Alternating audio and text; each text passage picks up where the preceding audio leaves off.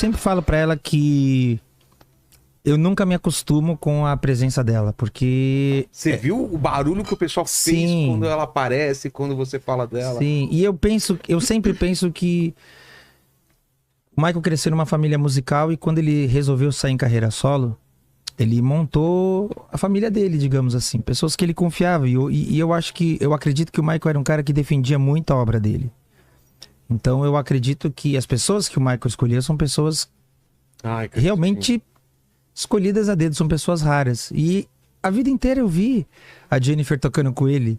E pra mim ela fazia parte de um grupo de pessoas que eram quase que intocáveis, né? Porque viveram ao lado dele, conviveram com ele. Eu vi aquilo nos shows e eu pensava, puxa, não vou poder chegar perto dessa galera. Então, quando eu conheci o coreógrafo, e o coreógrafo veio, e foi ele, né? Foi o Lovell Smith que fez essa ponte. Cara, foi incrível, porque é uma pessoa, não só é uma guitarrista histórica, é referência no mundo inteiro, os fãs do Michael todos sabem, mas é uma pessoa generosa, uma pessoa bacana, é uma companhia bacana, é uma pessoa divertida, e só reforçou o que eu, como fã do Michael, já tinha, sabe, assim, essa visão que eu tinha da pessoa do Michael e das pessoas em torno dele. Ela só reforçou isso, porque eu podia ficar horas aqui falando, ela é incrível, cara. Jennifer, eu queria saber da tua história. A gente tá fazendo uma homenagem ao Michael hoje, mas eu queria saber a tua história pré-Michael. Como que é a tua infância? Como é teu contato com a música? Qual é a sua lembrança mais antiga de música? De escutar o quê?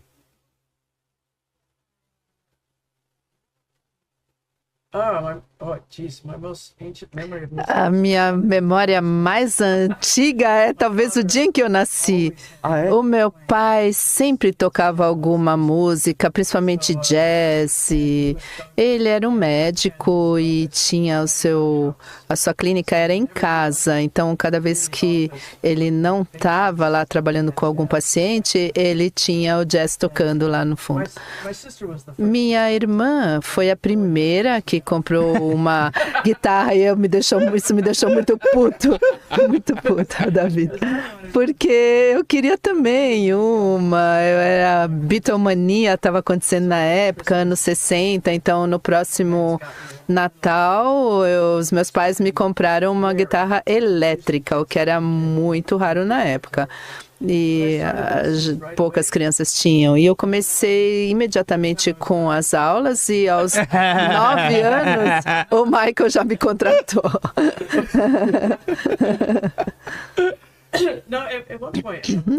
Num ponto, eu estava vivendo em San Diego, Califórnia, e todo mundo dizia que eu tinha que me mudar para Los Angeles, eu queria me dar bem na indústria da música. Eu disse, não, LA não gosta.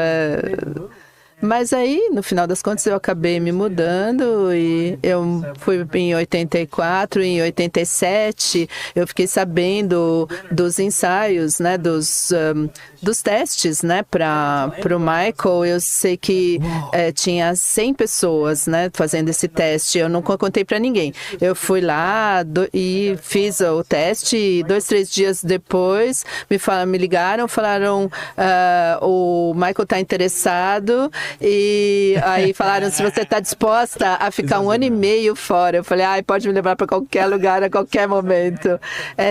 Tão demais, foi tão demais, eu não conseguia dormir por uma semana. E aí eu acabei tendo que tomar medicamento para dormir. O médico achava que eu estava tomando alguma droga, mas era só porque eu estava tão excitada, tão estimulada. E aí 2 meses depois, estávamos abrindo um show em Tóquio e eu fiquei com eles por 10 anos. Uau. E as pessoas hoje, as mais novas, elas não têm, né, Rodrigo? Noção do que foi Michael Jackson nos anos 80 e 90. A carreira dele vai o primeiro disco solo dele é 78. Olha, então final dos anos 70.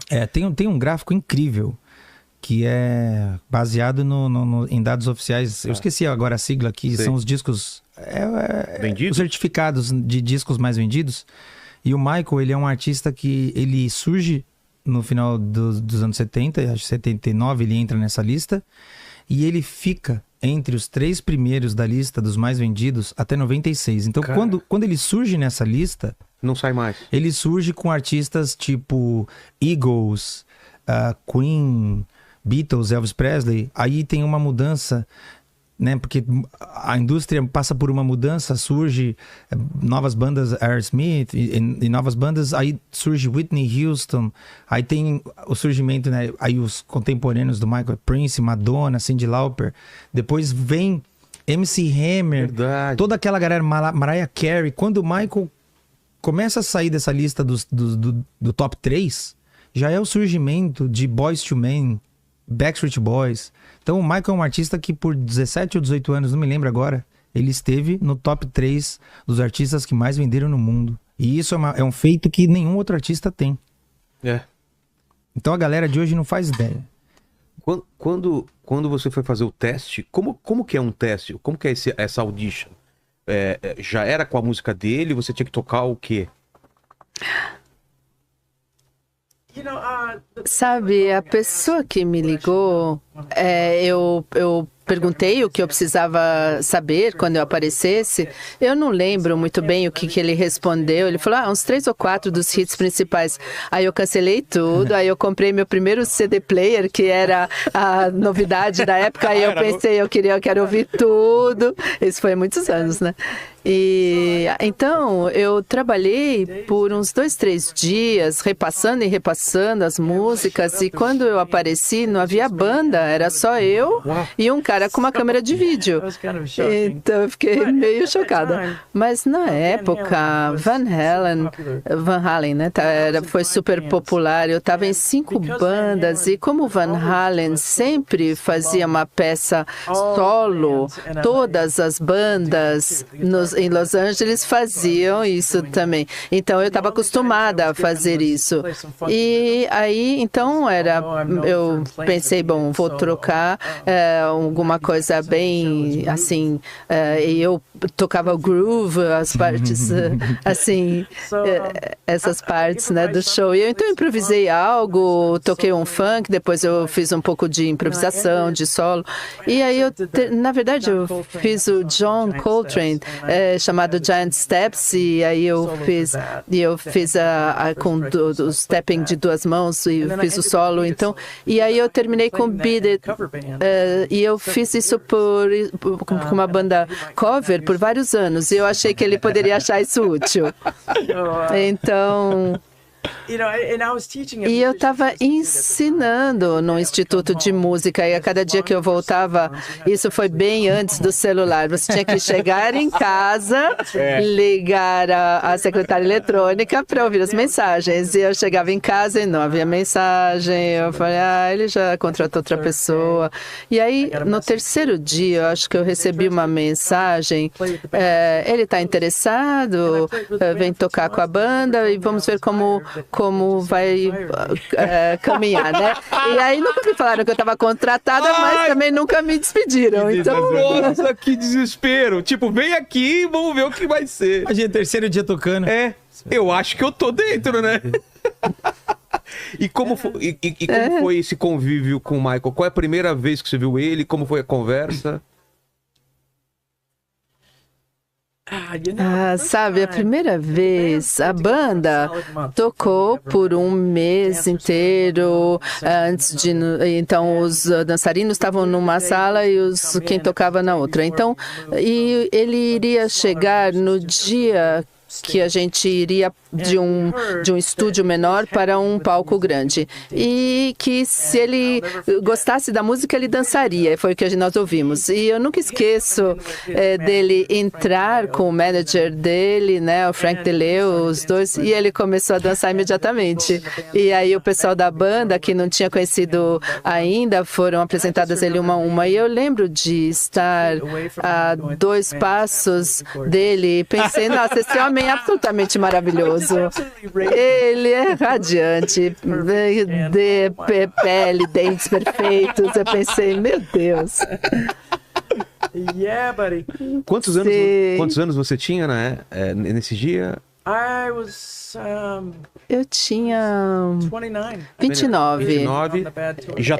Eu fiz 30 no Tour Bad. E estava morando já em Los Angeles ou nem chegou a morar em Los Angeles? Sim, eu sucumbi a viver nessa cidade grande e feia. Não gosta de lá? Não gosta de Los Angeles hoje em dia?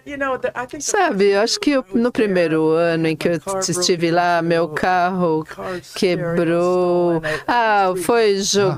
Roubaram o meu rádio do carro pelo menos 3 vezes. Foi duro. Mas eu estava comprometida, eu queria tocar e chegar em algum lugar com isso. Roubaram o teu carro 3 vezes? O que é Brasil? Roubaram o rádio. O rádio? O Rio de Janeiro? Não sabia que nos Estados Unidos tinha isso, né? Mas o Lavelle, o coreógrafo, ele fala a mesma coisa, que ele também se mudou para Los Angeles e não via a hora de sair também. Caramba, tanto é que quando pôde, a primeira coisa que ele fez foi se mudar de lá, ele falou. É mesmo? E essa tour, como que foi essa primeira tour? Vocês rodaram por vários países, como que foi? Qual tour que foi? Ai, nossa, isso foi tão divertido. As pessoas me perguntavam como que era. É como férias pagas, porque eu via todos os lugares, a maioria dos tours, e custa tanto para manter a banda na estrada, e que o manager queria que você trabalhasse todo dia. Só que o Michael chegou num ponto da sua carreira em que ele não queria fazer isso. Então, nós só tocávamos 3 dias na semana. Então, a gente conheceu Roma, Sydney, Genebra. E aí a gente estava tão preguiçoso que a gente falava, caramba, a gente vai ter que trabalhar hoje. Puxa vida.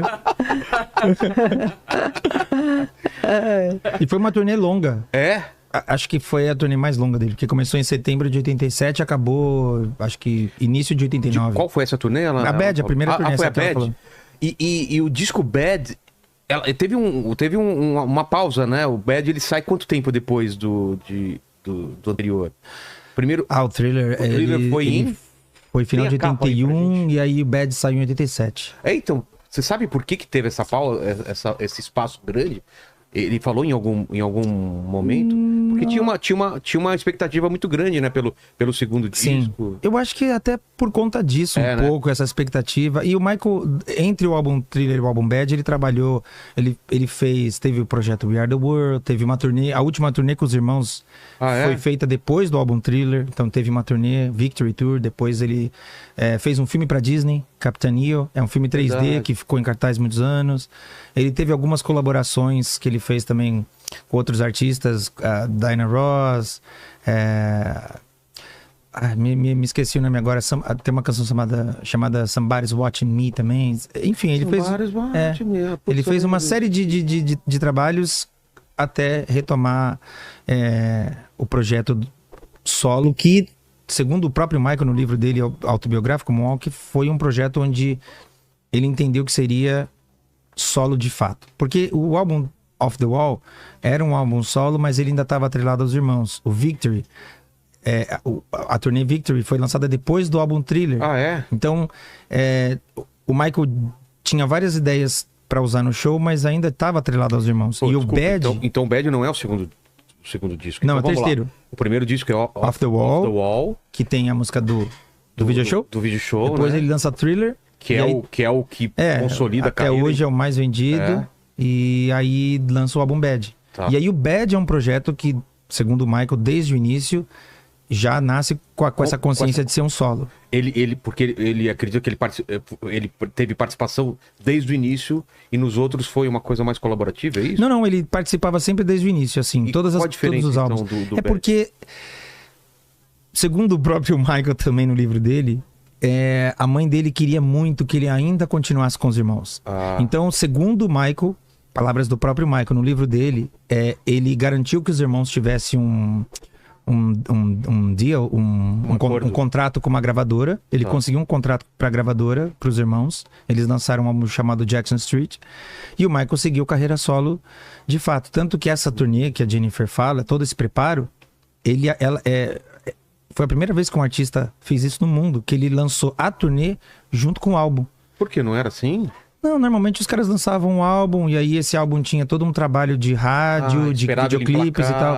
E quando eles iniciaram a turnê, as pessoas conheciam a música Bad há pouquíssimo tempo. O primeiro single foi I Just Can't Stop Loving You, se não me engano, e depois Bad. E as pessoas Então, é uma turnê que é muito... Os fãs do Michael, a gente ama muito, porque ela tem uma primeira fase que revisita muito sucesso dos The Jacksons.